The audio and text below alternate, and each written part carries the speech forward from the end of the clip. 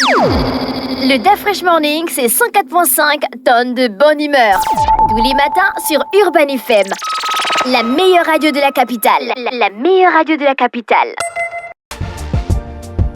Vous êtes sur les 104.5 Urban FM, la station urbaine, et vous écoutez le DAF Fresh Morning, le réveil matinal le plus haut de la capitale, sur la radio la plus haute de la capitale. Ce matin, on reçoit un invité très très spécial, c'est Monsieur Fabrice Maury.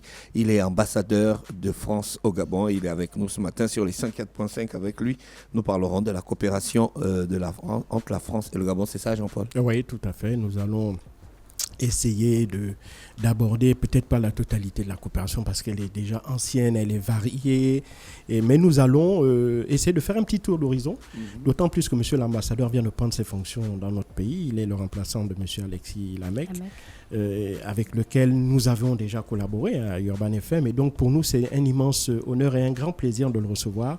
Bonjour monsieur l'ambassadeur. Bonjour à vous, bonjour à toutes et tous, bonjour aux auditeurs d'Urban FM.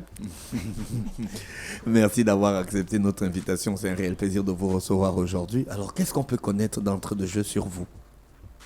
Si vous pouvez vous présenter de manière un peu succincte. C'est à moi de me présenter? Oui, bon, mais écoutez... sinon on aurait eu l'impression... C'est le défi le plus difficile, c'est la question la plus difficile de la matinée. Non, écoutez, ce que je peux vous dire, moi je suis un diplomate de carrière, hein, je suis un fonctionnaire de la République française qui est un agent du ministère des Affaires étrangères et qui a fait toute sa carrière diplomatique, soit à l'étranger, soit à Paris, dans différents postes. Et je suis marié, j'ai 2 enfants, 2 grandes filles qui sont en France, qui font leurs études en France. Et je suis ici avec mon épouse et je loge sur le campement de l'ambassade, où il y a une résidence à côté qui est confortable, mais qui surtout est là pour accueillir le maximum d'invités gabonais, internationaux, pour contribuer à notre rayonnement, à notre influence. Après, sur ma carrière, qu'est-ce que je peux vous dire? J'ai été à plusieurs reprises chef de poste diplomatique, à 3 reprises, une fois en tant que consul général et 2 fois en tant qu'ambassadeur. C'est mon 3e poste en tant qu'ambassadeur. Et avant de venir au Gabon, j'étais dans un autre pays qui était Haïti, dans les Caraïbes, où je suis resté pendant 3 ans. Voilà. Et donc, j'ai été affecté au Gabon cet été, à Libreville. Alors, monsieur l'ambassadeur, vous arrivez à Libreville alors que le Gabon est dans une période un peu charnière de son histoire. Nous sommes en pleine transition. Quelle a été votre première appréciation de la manière dont les relations entre la France et le Gabon se déroulent justement dans le cadre de cette transition? Je pense que les relations entre la France et le Gabon sont traditionnellement très bonnes. Et moi, ce qui m'a frappé immédiatement quand je suis arrivé ici à Libreville, c'est la grande amitié qui existe entre le Gabon et la France. Il y a une importante communauté française ici au Gabon, qui est peut-être moins importante que par le passé, mais qui reste quand même très, très solidement implantée, très nombreuse. Un peu plus de 10 000 personnes qui sont inscrites au consulat. Et je sens beaucoup de liens, de multiples fils qui ont été tissés au fil des décennies dans tous les domaines. Et donc, c'est d'abord ça que je veux retenir, l'amitié, qui est le socle sur lequel on peut bâtir une relation de coopération, une relation de partenariat. Après, effectivement, comme vous l'avez mentionné, nous sommes dans une situation politique particulière, puisque nous sommes dans une phase de transition. Et comme vous le savez, le choix de la France a été d'accompagner la transition qui est en cours, qui a commencé donc l'année dernière après les événements d'août 2023, de l'accompagner jusqu'à son terme, c'est-à-dire de rétablissement des institutions et de rétablissement du processus constitutionnel. C'est ce que nous faisons au quotidien. On pourra peut-être y revenir dans le détail un peu plus tard, mais fondamentalement, c'est notre attitude. Et ça s'est traduit d'ailleurs par des échanges nombreux au plus haut niveau entre les autorités gabonaises et les autorités françaises. Il y a eu des rencontres importantes entre les 2 chefs d'État.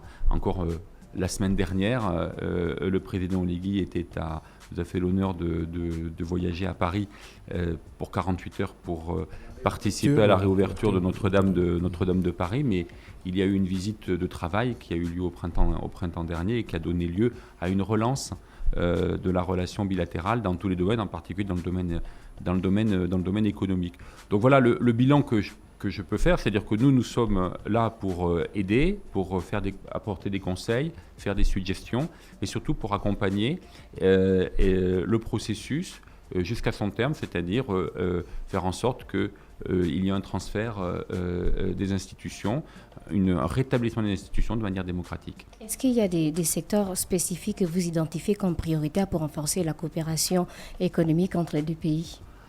La coopération économique, c'est vraiment un socle très important de la relation, d'ores et déjà, avec une place très importante de la France dans l'économie gabonaise. À certains égards, la première, puisque si on regarde les investissements français au Gabon et quand on les compare aux investissements qui proviennent d'autres pays, c'est la France qui est encore la première place en stock. Alors effectivement, les flux varient d'année en année. J'ai vu cette année que les investissements avaient été moindres en 2023 que les années précédentes. Je crois qu'il ne faut pas non plus trop s'attacher à ces statistiques parce qu'aujourd'hui, le capitalisme mondial est un capitalisme mondialisé. Et il y a des investissements français qui sont ici, que tout le monde identifie comme français, mais qui viennent du Luxembourg, d'autres pays, et qui ne sont pas labellisés comme français. Mais enfin, on sait par exemple qu'une entreprise comme Perenco est une entreprise franco-britannique, bien sûr Total. Je parle des pétroliers, je pourrais parler d'autres secteurs, la mine, le bois, la distribution, la bière, les brasseries, etc. Pour citer des produits que tout le monde, que tous les Gabonais connaissent et utilisent tous les jours, ce qui n'est pas le cas du manganèse de la Comilog, ça c'est certain.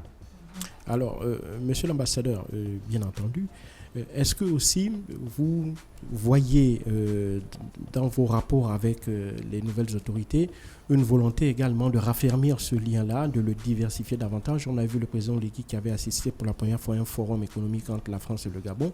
Est-ce que c'est le signe que ce partenariat que l'on dit parfois entre la France et l'Afrique, qui est parfois balbutiant ou difficile, notamment avec certains pays de l'Afrique de l'Ouest, mais avec le Gabon, est-ce que vous sentez véritablement de la part des autorités cette volonté soit de les maintenir, soit de les améliorer, les raffermir? Oui, je le sens, mais je ne considère pas ça comme acquis. Moi, je considère que c'est un travail que nous devons renforcer tous les jours. C'est-à-dire que moi, je ne suis pas du tout ici en terrain conquis, pas du tout. Je sais que nous avons des concurrents, il y a d'autres partenaires qui sont très actifs ici, qui ont conquis des places importantes sur le plan économique, notamment, mais aussi sur le plan culturel, sur le plan de la coopération, des partenaires européens, des partenaires extra-européens.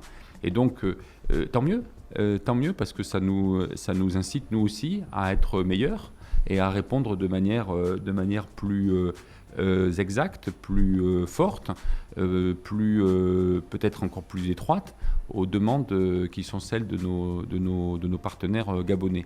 Donc oui, je sens qu'il y a de la part des autorités gabonaises une volonté de renforcer cette coopération, mais cette coopération, elle n'est pas exclusive. Et nous comprenons parfaitement qu'il y ait aussi, de la part de l'autorité gabonaise, une volonté de renforcer les liens avec d'autres partenaires.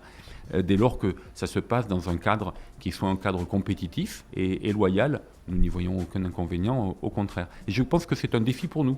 C'est un défi pour nous, justement, pour répondre à la deuxième partie de votre question, qui est celle, comment on fait pour répondre au sentiment qui est parfois, qu'on a pu interpréter comme un sentiment anti-français dans certains pays d'Afrique de l'Ouest. Tout simplement, c'est en acceptant la compétition et en faisant en sorte qu'il y ait d'autres acteurs qui sont présents en Afrique et qui nous mettent au défi d'être tout simplement meilleurs. Alors, on va parler du projet Repatrier. Quelle est la genèse de ce projet? Pourquoi cibler spécifiquement les repatriés? C'est-à-dire que ce que nous essayons de faire à l'ambassade, c'est que nous essayons toujours de trouver un angle sur un angle de communication qui parle d'autre chose, d'un autre Gabon et d'une autre narratif entre la France et l'Afrique, entre l'Europe et l'Afrique. Et là, ça nous a paru intéressant de montrer que effectivement, peut-être que j'aurai une question sur les visas étudiants. Oui. Voilà. il était intéressant pour nous de montrer que voilà, la France n'était pas seulement un territoire de destination pour les étudiants gabonais, mais que la France était un espace en fait de transit, c'est-à-dire que effectivement, pour des raisons variables, il y a un certain nombre d'étudiants gabonais qui choisissent la France comme une destination pour ces études supérieures. Ça, d'ailleurs, on pourra y revenir, hein, parce que ce n'est pas forcément quelque chose d'obligatoire. Mais une fois que cette formation a été accomplie, il y a un certain nombre de Gabonais qui décident de revenir. Et de revenir pour créer surtout des business, des affaires, en particulier dans le secteur privé, parce que je pense que s'il y a un secteur à renforcer au Gabon, c'est le secteur privé. Et ça nous a paru intéressant de raconter cette histoire, et de raconter des histoires qui soient, pardonnez-moi l'anglicisme, des success stories, où on a effectivement des jeunes, ou des moins jeunes, mais en général ce sont quand même des trentenaires, qui, une fois leur cursus accompli en France, reviennent au Gabon, et là ils ont une histoire à raconter.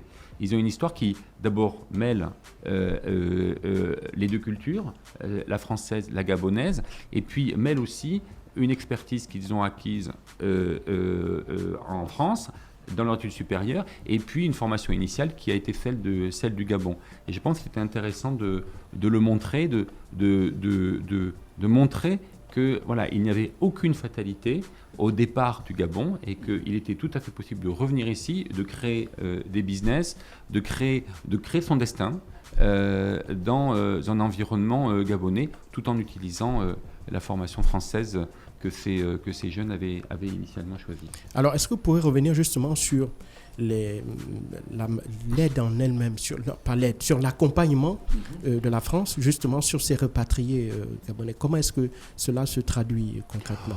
Il n'y a pas véritablement d'accompagnement, ce sont des choix individuels. Donc nous n'avons notre rôle à l'ambassade n'est pas d'inciter les jeunes à revenir au Gabon. Si ils font ce choix, nous en félicitons, parce que d'une certaine manière, je pense que le Gabon a besoin de ces jeunes, et il a besoin de ces jeunes en particulier pour renforcer ce que je disais tout à l'heure, c'est-à-dire le secteur privé et l'initiative privée.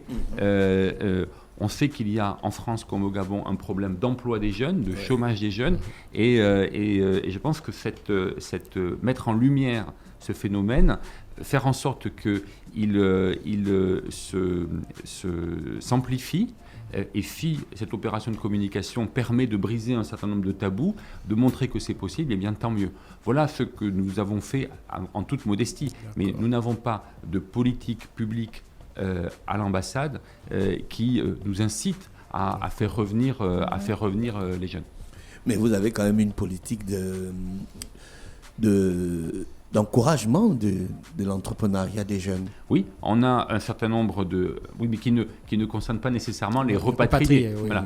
Non, on a effectivement développé ces dernières années un certain nombre d'outils avec un certain nombre d'incubateurs, par exemple la SING, je suis allé voir il y a quelques semaines, et en coopération avec le ministère du Travail, on a un programme assez modeste pour le moment, mais nous espérons l'amplifier. Le problème, c'est assez modeste. On veut beaucoup plus de participation de la France dans ces domaines-là. Alors, pardon. Parce que déjà, ils ont une expertise beaucoup plus avancée et avérée.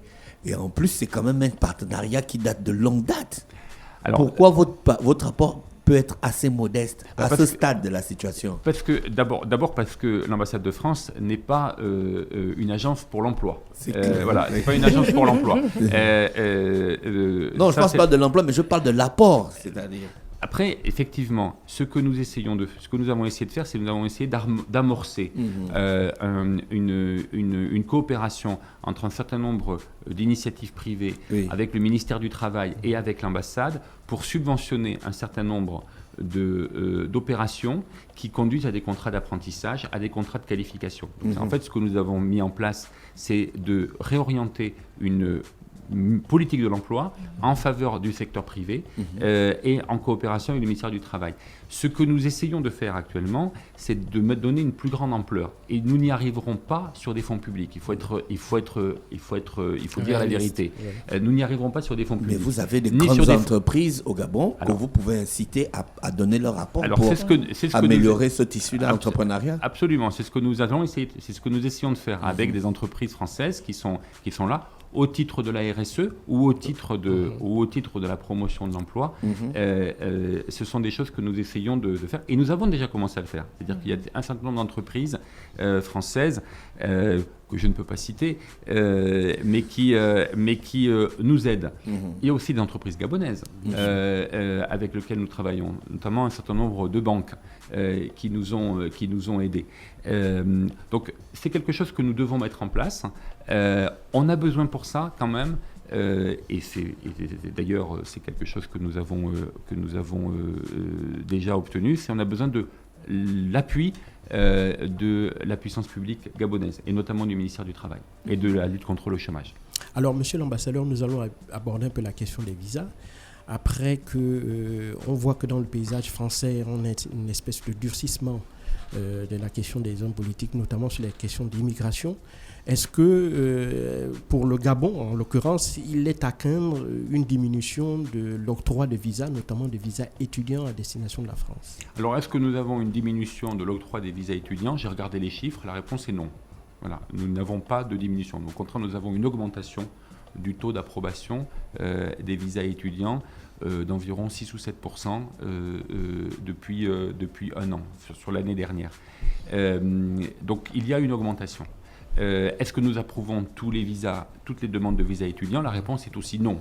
Et ça, c'est là le problème, monsieur l'ambassadeur. Non, c'est pas un problème. Il y a des gens qui remplissent tout le dossier à Campus France, tout est prêt, tout est nickel, mais le visa est refusé. C'est frustrant, monsieur l'ambassadeur. Il y a des statistiques que vous devez obligatoirement respecter. Non, absolument pas. Vous avez des quotas? Non, absolument pas. Nous n'avons pas de quotas. Nous n'avons pas de quotas. Ce n'est pas un concours. Ce n'est pas un concours avec ce n'est pas un concours avec ceux qui, une fois qu'on a rempli le quota, les autres sont éliminés. Pas du tout. Si tous les dossiers sont nickel, comme vous le dites, il y a 100% d'approbation. La raison pour laquelle nous n'avons pas 100% d'approbation, mais que nous avons approximativement les 2/3 des demandes de visa étudiants sont approuvées. C'est ça les chiffres, les 2/3. Et ce que nous essayons de faire, c'est de faire en sorte d'augmenter ce taux.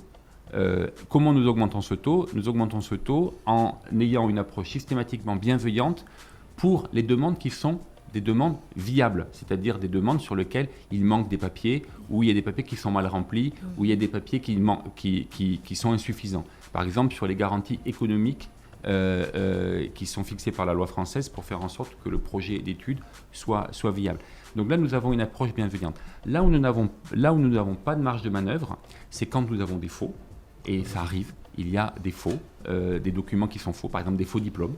Et l'autre facteur qui est pour nous un obstacle, c'est quand Campus France considère que le programme d'études n'est tout simplement pas viable. C'est-à-dire que nous avons un écart manifeste entre les capacités de l'étudiant et ce qu'il demande en France. Et donc pour éviter un échec, qui est un échec certain, nous refusons le visa à la demande de Campus. Voilà. Donc voilà les deux grands cas dans lesquels nous avons effectivement des refus. Mais je peux vous assurer que nous travaillons, parce que c'est notre intérêt de renforcer la mobilité étudiante, nous essayons de travailler pour augmenter les taux d'approbation.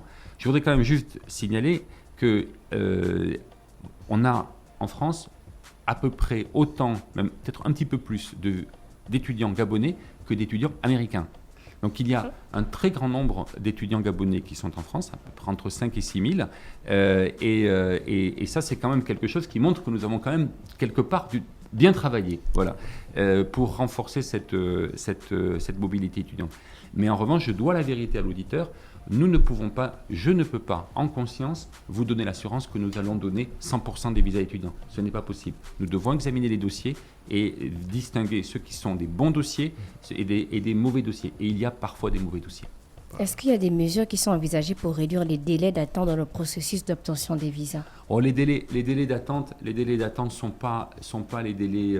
C'est pas la question dont se plaignent les requérants, parce que les délais d'attente ont été très, très significativement raccourcis depuis que nous avons externalisé le traitement des demandes. Donc là aujourd'hui, si vous avez un dossier de visa à présenter, qu'il soit de court séjour ou d'étudiant, le délai d'attente que vous allez avoir aujourd'hui, il est de maximum 48 heures pour avoir un rendez-vous.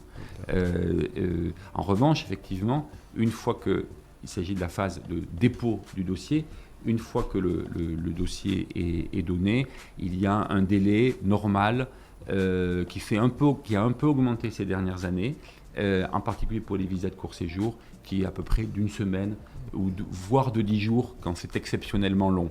Et la raison pour laquelle ça a augmenté, c'est parce que nous sommes dans un processus multilatéral. Avec un visa court séjour, vous avez accès à l'ensemble de la zone Schengen, et donc nous devons consulter nos partenaires européens. Hormis le projet Repatrié, est-ce que l'ambassade soutient les entrepreneurs ou encore les professionnels gabonais qui souhaitent développer des partenariats avec des entreprises françaises? On a le programme dont je vous parlais tout à l'heure, qui est un programme Fonds Équipe France qui est relatif à l'employabilité des jeunes. On envisage de faire autre chose, d'augmenter ce programme, mais on n'a pas de programme particulier pour... encore une fois, on n'a pas les ressources pour être une agence d'orientation pour l'emploi. Donc ce que nous faisons, c'est que nous encourageons évidemment les entreprises françaises, et d'ailleurs c'est la loi, c'est la loi gabonaise qui consiste à gaboniser le plus possible les embauches, et ça nous les encourageons à le faire, et je crois comprendre quand même que les entreprises françaises ne sont pas les plus mauvaises à cet égard, et que le processus de gabonisation a été très très très fortement effectué dans les entreprises, dans les implantations des entreprises françaises au Gabon. Alors, monsieur l'ambassadeur, on va aussi aborder le volet un peu, la question du camp de Gaulle. On a vu dernièrement le départ des troupes françaises du Tchad, et beaucoup d'auditeurs s'interrogent un peu sur la mission ou l'avenir du camp de Gaulle, qui est l'une des bases militaires françaises aussi en Afrique. Est-ce que vous avez reçu ou vous avez l'impression qu'il se pourrait qu'il y ait un changement, soit des missions, soit d'organisation, soit de fonction du camp de Gaulle, ou une revue générale des missions des militaires français au Gabon? Alors, cette revue générale et cette reconfiguration, en fait, elle a déjà commencé très largement, et elle est largement engagée. Elle est largement engagée, simplement nous n'avons pas encore pris des décisions finales sur les contours et disons, le stade final de la photographie, voilà, parce que nous attendons encore les recommandations et les arbitrages politiques qui seront ceux du président de la République sur ce que dans notre jargon nous appelons le rapport de M. Bockel, c'est-à-dire M. Bockel, qui est un ancien ministre de la coopération sous Nicolas Sarkozy, a été l'envoyé spécial d'Emmanuel Macron, et a été chargé d'une mission sur le sujet.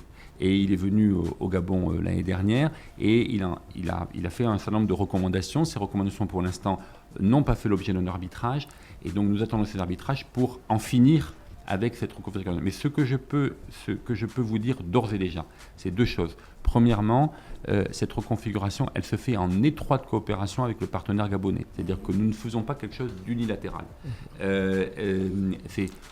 Tout processus fait l'objet, pas à pas, de consultations avec des autorités politiques gabonaises, et nous décidons conjointement de l'évolution des choses. Ça, c'est le premier point. Le deuxième point, c'est que les missions ont d'ores et déjà très significativement évolué, et que le camp de Gaulle a déjà changé de nature. Oui. Il a déjà complètement changé de nature.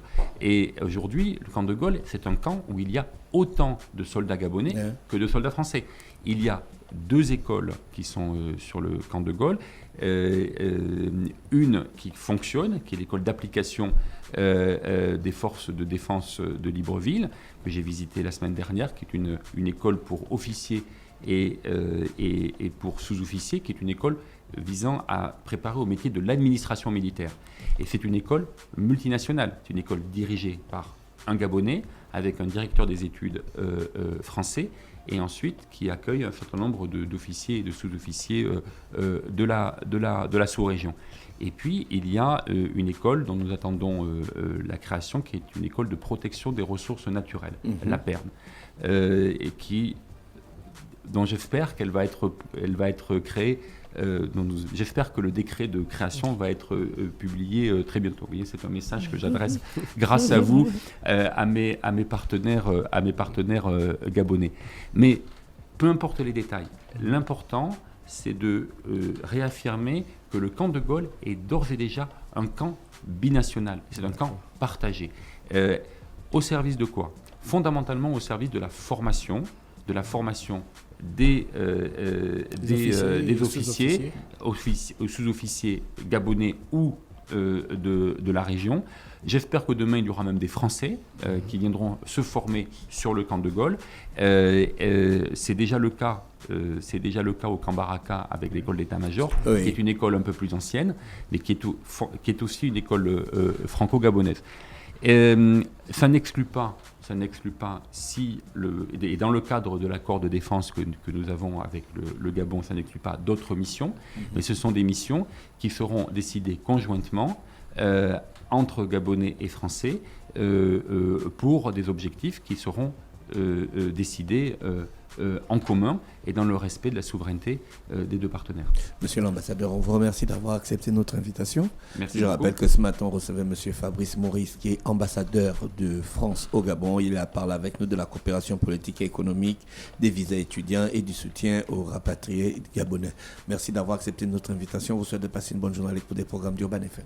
Merci à vous et merci pour votre accueil et un grand salut donc aux auditeurs et aux auditrices de Urban FM. Le DAF Fresh Morning, c'est 104.5 tonnes de bonne humeur. Tous les matins sur Urban FM. La meilleure radio de la capitale. La meilleure radio de la capitale.